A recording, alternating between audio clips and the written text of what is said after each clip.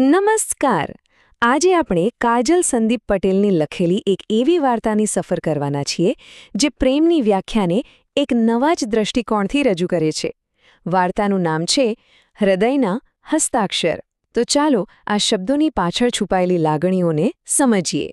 સામાન્ય રીતે આપણે શું માનીએ છીએ કે પ્રેમમાં કાં તો જીત હોય કાં તો હાર.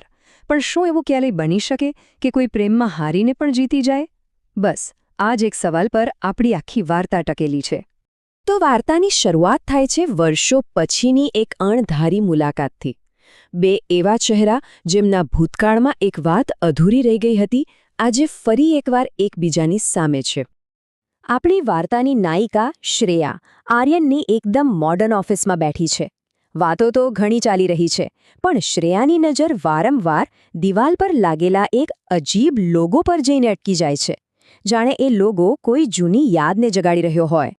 એ લોગો હતો પણ ખરેખર વિચિત્ર. એક ઘૂંઘરું અને એમાંથી જાણે સૂરજ ઉગી રહ્યો હોય, અને એની નીચે ફક્ત બે જ અક્ષરો લખેલા હતા, SR. કોઈ બિઝનેસના લોગો પાછળ આટલા કલાત્મક પ્રતીકોનો અર્થ શું હોઈ શકે? જો આ SR અને ઘૂંઘરૂનું રહસ્ય સમજવા માટે આપણે સમયમાં થોડું પાછળ જવું પડશે. એ જગ્યાએ જ્યાં આખી કહાનીના બીજ રોપાયા હતા, એટલે કે વર્ષો પહેલાંના એક NSS કેમ્પમાં. હા, આ આખી વાર્તાનો પાયો NSS કેમ્પમાં જ નંખાયો હતો.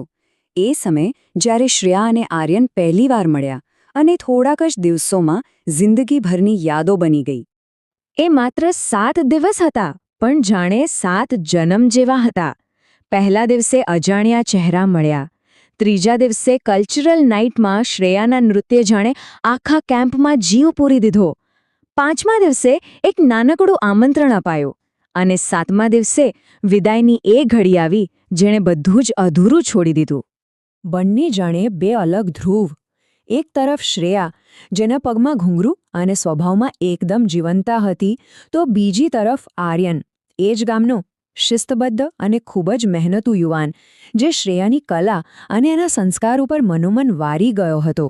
શ્રેયાની કલા અને સંસ્કારોથી ખાલી આર્યન જ નહીં, એના માતા પિતા પણ એટલા પ્રભાવિત થયા કે એમણે આર્યનને હિંમત આપી.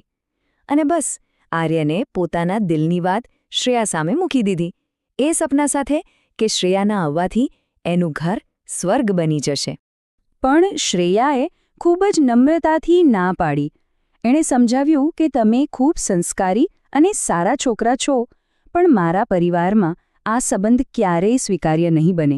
એટલે આપણે ફક્ત સારા મિત્રો જ રહી શકીએ છીએ. કેમ્પના છેલ્લા દિવસે જ્યારે બધા હસતા મોઢે વિદાય લઈ રહ્યા હતા, ત્યારે આર્યનના મનમાં એક કવિતા ગુંજી રહી હતી. બધા હસતા હતા કેમ્પની એ છેલ્લી વિદાયમાં, બસ એક હું જ હતો જે ખોવાયો હતો તારી યાદમાં. એની આંખોમાં એક અજીબ ખાલીપણું હતું. શ્રેયાની બસ ઉપડી અને આર્યને ઉડતી ધૂળને જોતા મનમાં બોલ્યો, રસ્તો એ જ હતો અને મુસાફર પણ એ જ હતા, પણ તારા ગયા પછી મંઝિલના ઠેકાણા નહોતા. એના માટે જાણે બધા જ સપના ત્યાં જ રોળાઈ ગયા હતા. અને આ અધૂરી યાદ સાથે ચાલો પાછા વર્તમાનમાં આવીએ, આર્યનની એ જ ઓફિસમાં, જ્યાં વર્ષોથી દબાયેલું એક રહસ્ય આજે ખુલવા જઈ રહ્યું હતું. એક એવો રહસ્ય જેને એક નામને એક બહુ મોટા સામ્રાજ્યમાં ફેરવી દીધું હતું. શ્રેયા હવે પોતાની જિજ્ઞાસા રોકી નથી શકતી. એ પૂછી જ લે છે, આર્યન, તારો લોગો બહુ સુંદર છે, પણ એક બિઝનેસ કંપનીમાં ઘૂંઘરું કેમ? અને આ SRનો અર્થ શું છે? આ એ જ સવાલ છે જેણે આપણને ભૂતકાળની સફર કરાવી. આર્યન બસ ધીમેથી હસે છે અને ટેબલ પરનું પેપરવેટ શ્રેયા તરફ સરકાવે છે. અને એના પર લખેલું નામ વાંચીને તો શ્રેયાના શ્વાસ જ થંભી જાય છે. એના પર લખ્યું હતું, શ્રેયાઝ રેડિયન્સ એન્ટરપ્રાઇઝિસ, એટલે કે શ્રેયાનું તેજ. આર્યન પછી એને સમજાવે છે, શ્રેયા, જ્યારે તે NSS કેમ્પમાં પેલું ભરતનાટ્યમ કર્યું હતું ને, ત્યારે તારા પગના ઘૂંઘરૂનો જે અવાજ હતો ને, એ જ અવાજે મને મારા જીવનમાં કંઈક કરવાની સાચી પ્રેરણા આપી હતી. અને આ ખાલી ભાવુક શબ્દો નહોતા, આ એક કાયદાકીય હકીકત હતી. આર્યન કંપનીના રજિસ્ટ્રેશનના કાગળો બતાવે છે, જ્યાં પ્રેરણાના ખાનામાં સાફ સાફ લખ્યું હતું, the dancer of NSS camp Shreya. એણે પોતાની સફળતાનો પાયો જ શ્રેયાના નામ પર રાખ્યો હતો. પણ વાત અહીંયા પૂરી નથી થતી. આર્યન શ્રેયાને જણાવે છે કે તેણે અંકલેશ્વરમાં એક નિઃશુલ્ક નૃત્ય અકાદમી પણ ખોલી છે. મતલબ કે એણે ફક્ત પોતાની કારકિર્દી જ નહીં પણ શ્રેયાના એ અધૂરા સપનાને પણ જીવંત રાખ્યું હતું. આ સાંભળીને શ્રેયા અવાક રહી ગઈ. એને યાદ આવ્યું કેમ્પમાં મજાકમાં કહેલી એક વાત કે મારે એક એવી જગ્યા બનાવી છે જ્યાં ગરીબ દીકરીઓ મફતમાં ભરતનાટ્યમ શીખી શકે. જે શબ્દો શ્રેયા પોતે ભૂલી ચૂકી હતી એ શબ્દોને આર્યને પોતાના જીવનનું લક્ષ્ય બનાવી દીધું હતું.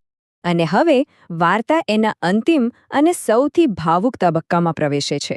અહીં આપણને સમજાશે કે પ્રેમની સાચી જીત કોને કહેવાય. આર્યન શ્રેયાના પરિવાર વિશે પૂછે છે. ત્યારે શ્રેયા ભારે હૈયે જણાવે છે કે 2 વર્ષ પહેલાં એક અકસ્માતમાં તેણે પોતાના પતિને ગુમાવી દીધા છે અને તેને 2 દીકરીઓ છે. જીવન એના માટે સહેલું નહોતું રહ્યું. અને ત્યારે આર્યન એ શબ્દો કહે છે જે તેના વર્ષોના નિસ્વાર્થ પ્રેમનો સૌથી મોટો પુરાવો હતા. એ કહે છે, શ્રેયા, મેં ક્યારે તારા પર અધિકાર નથી જતાવ્યો અને આજે પણ નહીં. પણ શું હું તારી 2 દીકરીઓનો પિતા બની શકું? અને આ છે વાર્તાનું અંતિમ દ્રશ્ય. થોડા સમય પછી એ જ શ્રેયા નૃત્ય અકાદમીમાં શ્રેયા અને આર્યન બાજુબાજુમાં બેસીને ગર્વથી શ્રેયાની 2 દીકરીઓને સ્ટેજ પર નૃત્ય કરતી જોઈ રહ્યા છે. વર્ષોની તપસ્યા આજે પૂરી થઈ હતી. આ વાર્તા એ જ વાતનો પુરાવો છે કે સમયે ભલે ગમે તેટલો વીતી જાય, પણ જો પ્રેમ નિસ્વાર્થ હોય તો કુદરત પોતે જ 2 લોકોને ભેગા કરવાના રસ્તા બનાવી દે છે. અને હા, પ્રેમમાં હારીને પણ ખરેખર આવી રીતે જીતી શકાય છે.